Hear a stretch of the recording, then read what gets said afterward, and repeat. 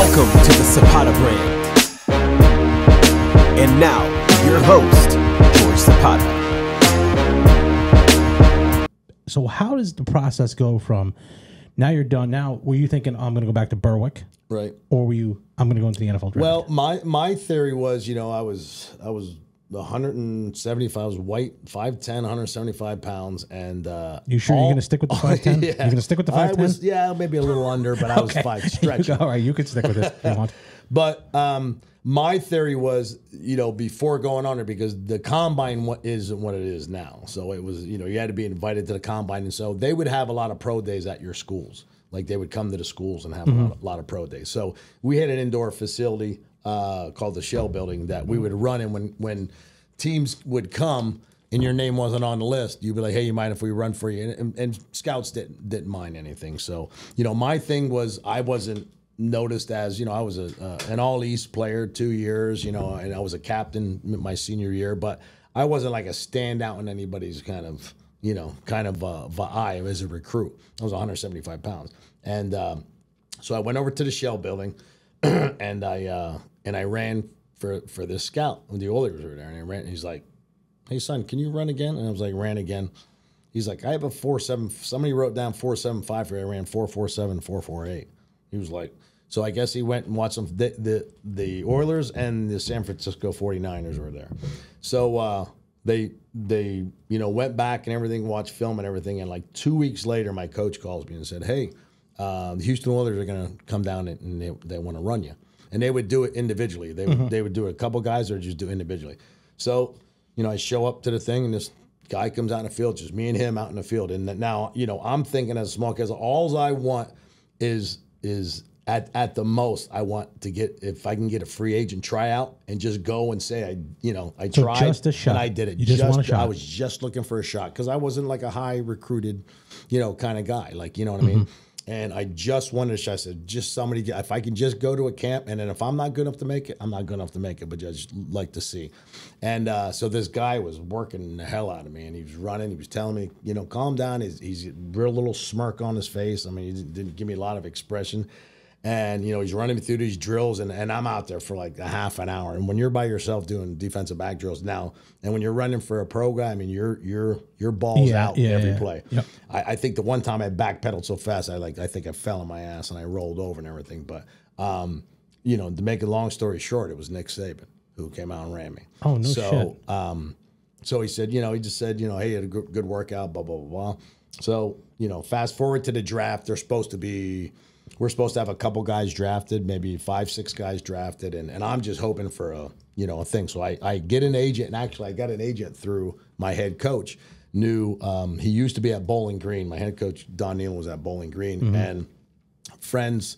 You know, one of his friends' son was a lawyer, and he was trying to get into the agent business. So his name was Roger Shoney from Cincinnati, and Roger came in, and I signed with Roger, and we were trying to get everything, and.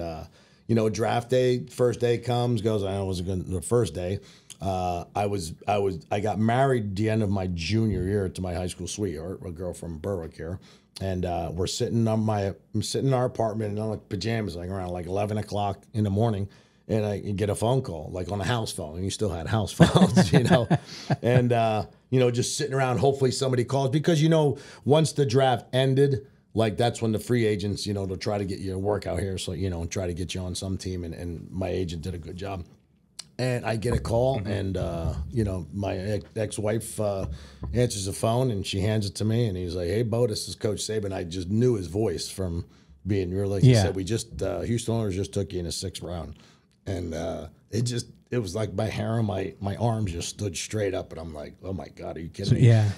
You know, so... You know, they call, so once the press finds out, then they call me. I was the first one drafted from And West Virginia. where were you ranked on that? I know because probably Major Harris was one. Well, Major was younger than me, so he wasn't there. Oh, but he didn't go into the draft? we had some older guys that were that were really, really good players. He did go in the draft, but he's 2 years younger than me. Major was, and Mike Fox was a year younger than me. So those guys weren't eligible. You know, they weren't. You didn't come out early. Oh, like okay. Okay. I thought they came out. No, they came out. Okay. You didn't come out early back in the day, unless you're maybe Deion Sanders, but not many.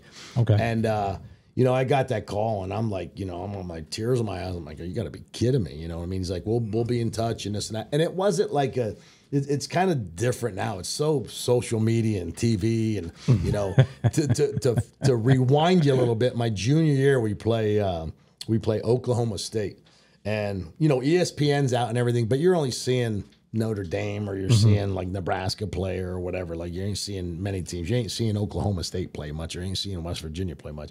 So we're going over our scouting report and they have, they're going over guys. Yeah, they're starting running back. They're, they're one of the best rushing in the country. Thurman Thomas is their, we're like, who the hell's Thurman Thomas, And they say they have the number one kick and punt returner in the not in the world, in the nation. And his name is Barry Sanders. And we're like, yeah, Barry who the Sanders. hell is Barry Sanders? I mean, that just shows you what media goes. There's a guy, Thurman Thomas is your starter, and your backup is Barry Sanders. Yeah. Like, both can't get on the field. Famers. Yeah, no shit. Yeah. And but that's how it was. So it just wasn't a huge deal. And when I got drafted, it turned out that I was the first one picked from West Virginia, and it was a big honor and everything. Yeah.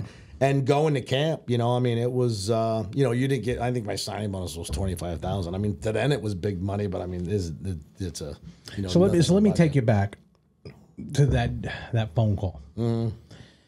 So going through your mind when that happens, because I know there was a couple times in my life that something, definitely nothing like that. Trust me, right. Nothing like that. Right. Probably when I got the divorce letter. So it's kind of going through my, so it was probably. What was going through your mind from going from a small town, small guy, just underdog every step? All of a sudden, you get your shot as a junior, you excel into the senior year, and then you get picked up by the Oilers. Right. Drafted first out of your class. Out of my West Virginia. West Virginia As a West Virginia right. class. Right. What the hell was going through your mind? I mean, like, it's hard to explain. I mean, like you said, like when you get that phone call and then, going to call your mom and your brothers. I mean, you're like, because they were supporting you the whole way through. Oh my God. Like the whole way through. And again as I speak, and I've spoke at a lot of different places. I mean, if I didn't have the family that I had and the friend, and not only the family, but the friends, I had so many close friends that used to come down to West Virginia. I always say they said they deserved a degree. They were there that much at West Virginia, and they was. My buddy TJ and Stitch. I mean, they were down there. My brother Jimmy. They were down there more than anybody. And I just had. I had unbelievable support, So those guys there, I know that they were proud, you know what I mean? And they traveled everywhere that I went. They would come to games, and and it would flashback when this happens. You're like, oh my God, like this is like a dream come true, you know what I mean? Just to get a shot and get drafted, like you're a drafty, and unfathomable, you know what I mean? I don't know how how you react. And like I said, I'm a small town boy. I never had an ego or never had anything like that because my brothers or my cousins, I mean, they always, they're all ball busters. They always put you down and everything, and very, very humble. And that's the probably the best lesson I've ever learned. I don't care who you are. I've met actors. I've done things with, guys that were millionaires. And I mean, and I met guys that, were multimillionaires. Say, hey, listen, the finer things in life are free. You know what I mean? And be humble and be thankful.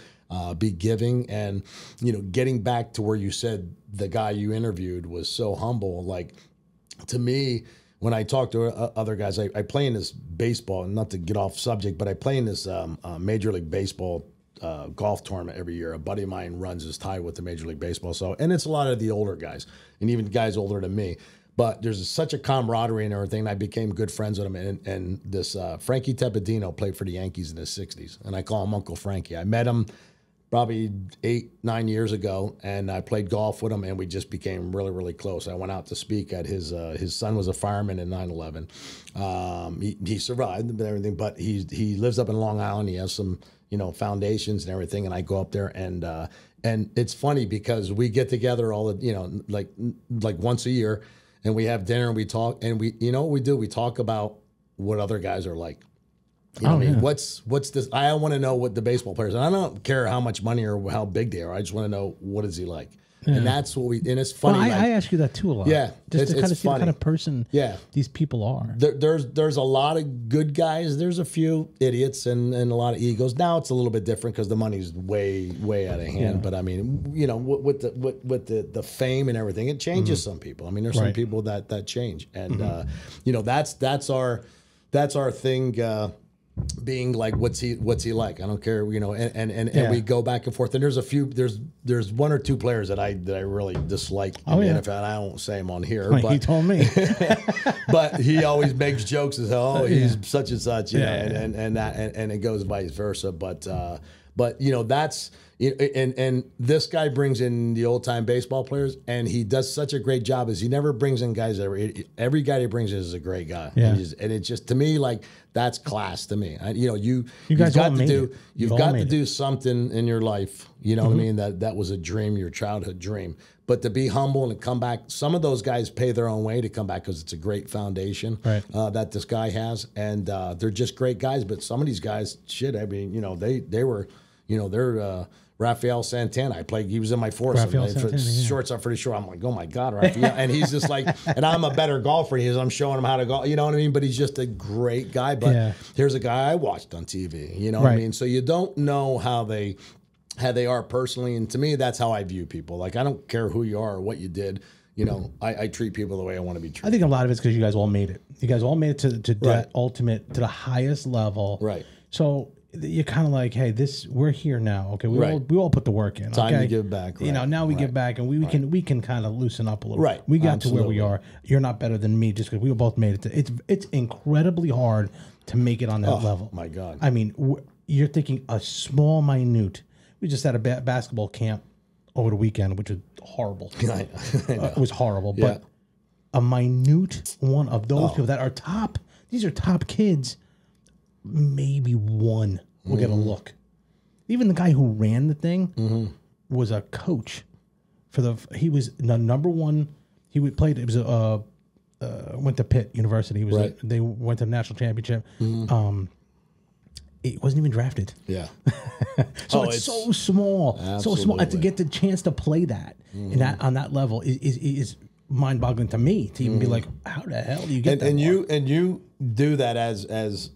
I came out of Berwick and we were a big deal because we were very good here. When I played in a big 33 game, I pulled up and there's linemen playing basketball. So I would, ball between their legs, dunking a basketball. I'm like, where the heck are these? Where are these athletes from? These goons, you know what I mean? And then you get into college and 40 guys bench over 400. I mean, there's houses and these guys can run. I'm like, who the hell are these guys? It just every level you went. And then when you got into the pros, I mean, there wasn't the worst guy on there.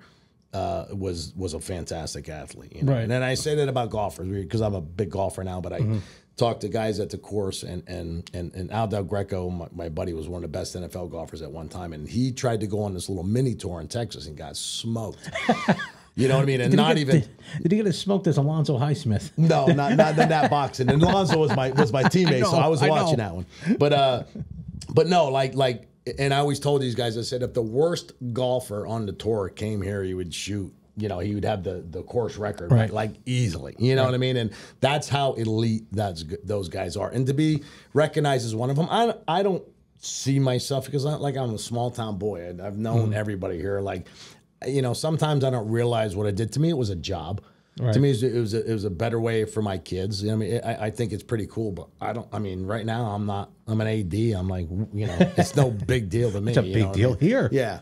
Like I never took advantage. I was never one of those guys that use, this guy. Let me call you up. Let me call my buddy up, Chris Dishman, or let me call Jeff House. I was never one of those guys. Those guys are, good guys, but I'm just a small town boy, and there's a lot of them out there that are like that, but there's some aren't, and then they just give it a bad name. Right. So you're now okay. So we went back there. You're ecstatic. What's your first day on the job like? First day on the job, you get really, really high, and then you go there, right? And then the first thing you do is here, Rook, carry my pads, and everything's rookie. Nothing's and by your your head coach name. Was my head coach was Jerry Glanville. Jerry Glanville, yeah, which was a comical, and we had mini camp. We had 4 running backs. We had Alonzo Highsmith from Miami, Mike Rozier, the Heisman Trophy runner there, Alan Pinkett, and Lorenzo White from Michigan State were our four running backs in a running shoe. So I'm there, and Mike Rozier is one of the funniest dudes around. And I mean, he's busting general managers. Mike Hollaback was from Scranton at one time. You know, that's where he grew up, and he was our general manager at the Houston Oilers. And, you know, and as a rookie around him, you don't say nothing. Yes, coach, you know, this and that. And here, you know, here's Rosie sitting on his helmet. Hey, Hollaback. He's just busting balls like, and you're just like, oh my God, you know what I mean? Yeah. You know, and was he in the league for a little bit? Oh my God, Mike was in. Yeah, Mike no, but before you got there, he was already in the league. Mike, well, yeah, Mike's older than me. Yeah, okay. So he's been around here for a saying, while. geez, Mike was a tough. that was rookie Well, camp. he's from is it Camden or is it Trenton? Camden. He's Camden. from Camden. Tough. And Mike Camden was is bad. Mike is bad. Mike was a not only a good running back, but he was a tough son of a bitch. I mean, I tell you what, it didn't come much tougher than that. I mean, I think he got shot at one time through his career. Like when he was done, I don't know, in some kind of, because he lives in you know, a bad neighborhood. But I'll tell you what though, he used to call me, and he was a ball, but he would bust everybody. And he would call me Chachi because he thought I looked like, you know, Chachi from Happy Days. Chachi, you know, and he was just hilarious, you know. And but that's just like you said, just going against guys and learning guys, and you know, and the first year or two, it's in awe, you know. I mean, you know, you're standing on the sidelines and Bo Jackson comes running out of the tunnel, and he's, you know, 6'3", 240 with legs hanging out of his arms, you know what I mean? And you're like, holy shit, that's Bo Jackson. Like, he's huge, you know what I mean? And the lineman, and you're in awe for the first year or two. And then after that, then you kind of like. Well, that takes me to my next point. When do you stop becoming the mark? Meaning that you're, oh, look at this guy, look at this guy. Because you're trying to make a team and you're trying to make this. You got to fake it. Back then you're doing specialties. But, you know, you had your guys. I played with Warren Moon for 6 years. I mean, Warren was bigger than life, you know what I mean? But he was my teammate, you know what I mean? So those guys, Mike Munchak's a Hall of Fame. Bruce Matthews, Hall of Fame. But they were my teammates, you know what I mean? So, but they weren't like, you know, I mean, they were, Warren was, but like to everybody, but like, you know, I played against Joe Montana, Elway, you know, Marino, like all those guys. I mean, it was just like those guys would come in and it's like, holy shit, there's, you know, these guys I was in college or I was, you know, younger, you know, and when I went to Maryland for my visit, Boomer Esiason was his senior year and he was at the head table, like talking, and he was kind of like, I thought he was like a little arrogant, you know, kind of guy, Boomer, you know what I mean? And he then became my teammate when I was in Cincinnati for a year when he came back, and he's a very smart guy and, you know, did very well for himself, but he was a little, you know, a little touchy like that, but just a great guy. But, you know,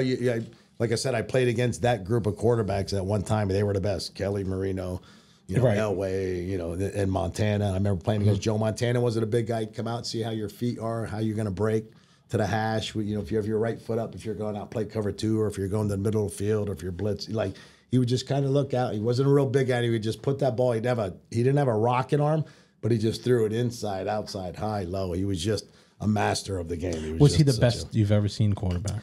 You know, it's so hard to say. I mean, Elway can scramble all the way to the left, stop and throw a ball 70 yards across the field. Marino had such a quick release to cannon. I thought Montana just was like one of the smart, like just. I'm saying like under pressure, game on the line. You want who? I mean, boy, that's so hard. They're all so great. Boomer was a great smart quarterback. Montana was just, for his size. I thought Montana's probably 6'1". I mean, those other guys, Warren Moon, Marino, and those guys are 6'4", 6'5", and they're all huge. I mean, they're all real big dudes. But Marino wasn't, or Warren Moon's Montana that big?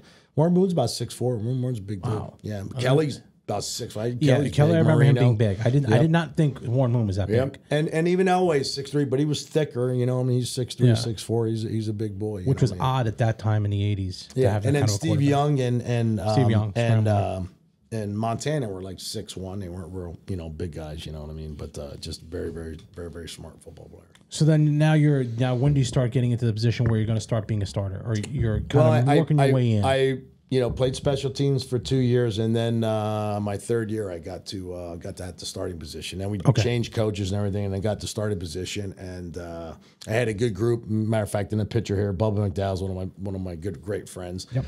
Bubba's from the University of Miami. I had Chris Dishman was our corner. Richard Johnson was our other corner, and I was, like I said, I played 4 to 5 years at 5'10". stretching, 5'10", Allegedly. at 175 pounds. My strength coach used to give me, back then it was Exceed. It was like the Ensure, like now, like drinks to kind of, to gain weight, and I just couldn't gain weight. I mean, I did everything, but I lived in the weight room. I was the last one out in West Virginia at the time, and I don't know now. I don't think they do it anymore, but we used to have records on the board, and I was a 420-pound bencher at 175 pounds. And I had the defensive back bench record for the longest time. I don't know. They don't do it anymore, but I lived in the weight room. I mean, I was the last one out all the time, even in the pros. I had to because I wasn't that big, and I was a better run supporter than I was pass supporter. And back then, they didn't throw the ball like they do now. I mean, back then, if you have college, if our guys had 35, 40 receptions in a year, that was a great year. And now these guys have it in like 2-3 games. Yeah, you know it's what I mean? Big running game, big passing game now. Different era and a different game. These guys are bigger, they're faster, not as physical because you can't. I mean, every time you hit, we were taught, put your face mask under somebody's chin and drive. Like you do that now, you get a penalty every time. I mean, you can't do that. You think that's good for the game?